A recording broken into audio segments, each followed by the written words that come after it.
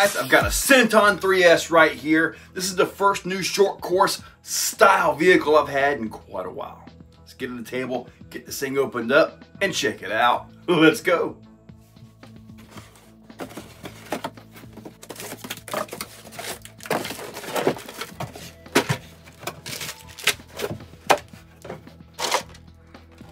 Alrighty.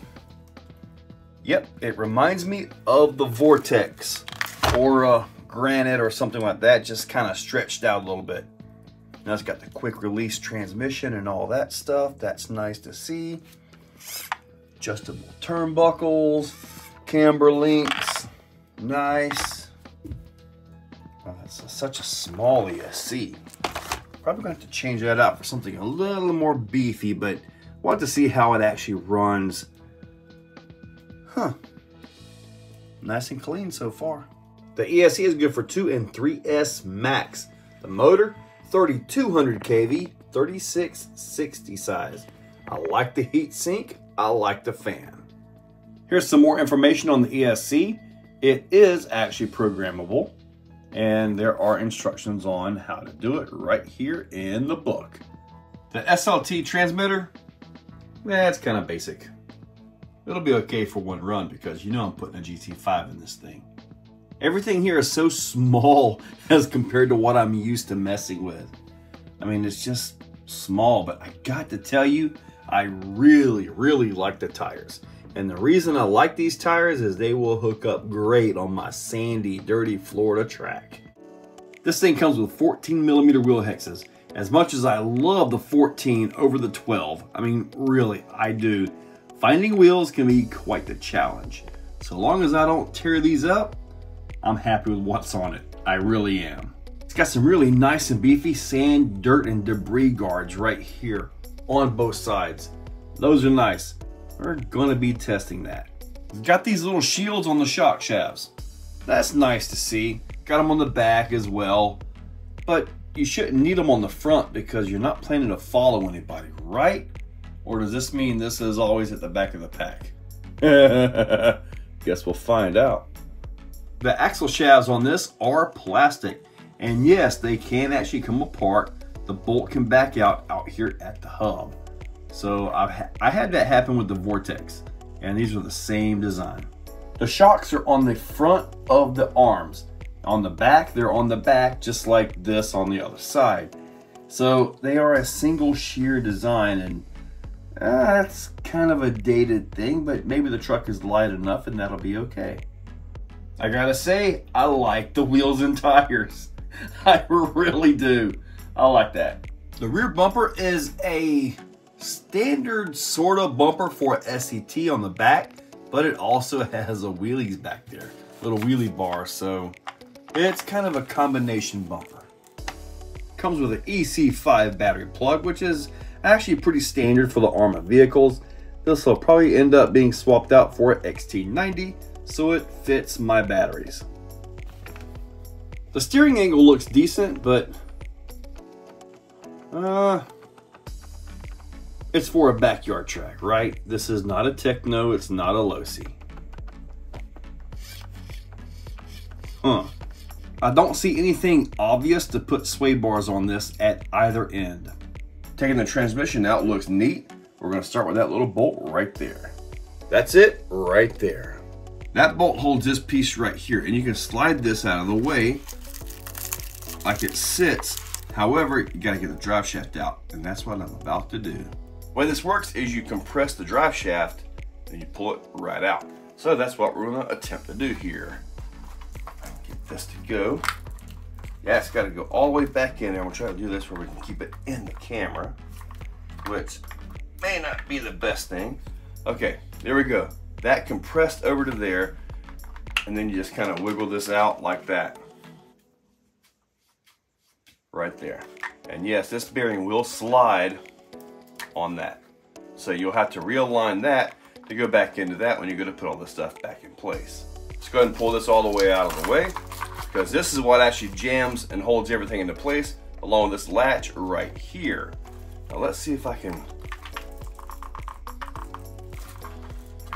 There we go, right there. Look at that.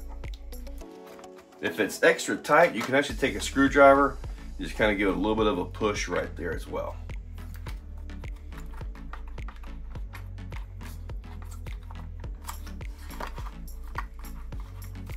All right, there we go.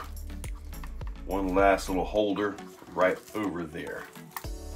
So that's it. You can pull the entire transmission assembly out and unplug the motor and do whatever you got to do.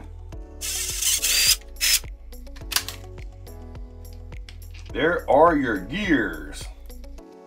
I've got kind of a big pinion gear on this thing. Bearing. Notice there is no center depth, and I have had people say that this does not hold up very well.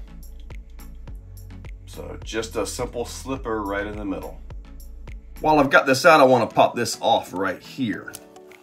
Take this out right here. There's a 2mm bolt down inside of there, and that's how you adjust the clutch.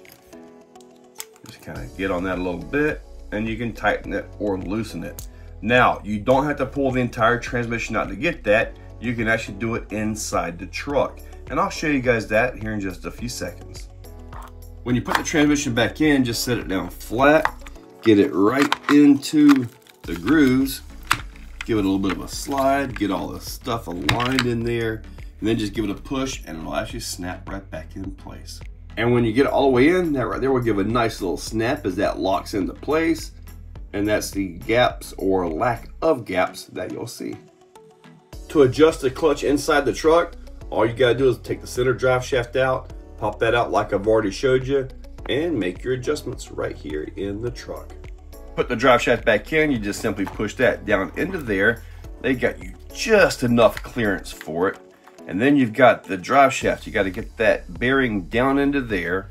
Over here, you see these splines? You got to compress this, if I can do all this right here. That bearing slides around and it's kind of got to get that into there, just like that. Give it a little bit of a run, a little bit of a push. There we go. And at that point, the center drive shaft is back into place. This pushes down into there, put the bolt back in, and you're done. What I just showed you about the transmission and all that is in detail right here. So yeah, nice little booklet right here. Shows every bit of that. And the actual clutch dual friction disc. There you go. The body's a nice, simple, short course truck design. Simple, lightweight, got the body clip retainers. That's a nice thing to have, and I really like that from Arrma. And super nice and shiny underneath. It won't be when I'm done. Now, it actually has tire rub patches at all four corners. What those mean, as you expand these tires and you get stupid, I mean, it literally says, don't just bash, blast. So as you get stupid with this thing, the tires will expand and they will hit the bottom of the body. And that will help slow down. It's not going to eliminate it because they're going to get through the body if you run this thing enough. It'll help eliminate the tire rubbing the paint off underneath the body. So that's a nice little thing. Nice little touch. I like that silver. I like the underside better than the top. Nah, it's a nice paint job. I like all the graphics.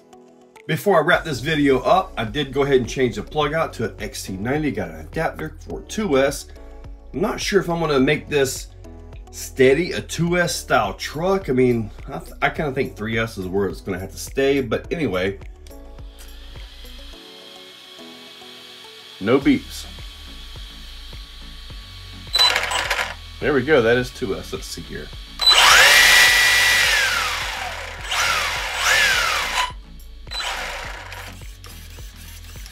Steering servo looks serviceable.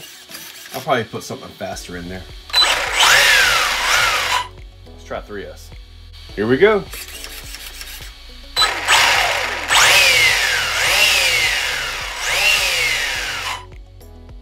Okie dokie. Well guys, that was my first look at the Senton 3S. Now, like I said at the beginning of the video, it kind of reminds me of the Vortex, only stretched out, which I believe it's just about the same darn thing, right?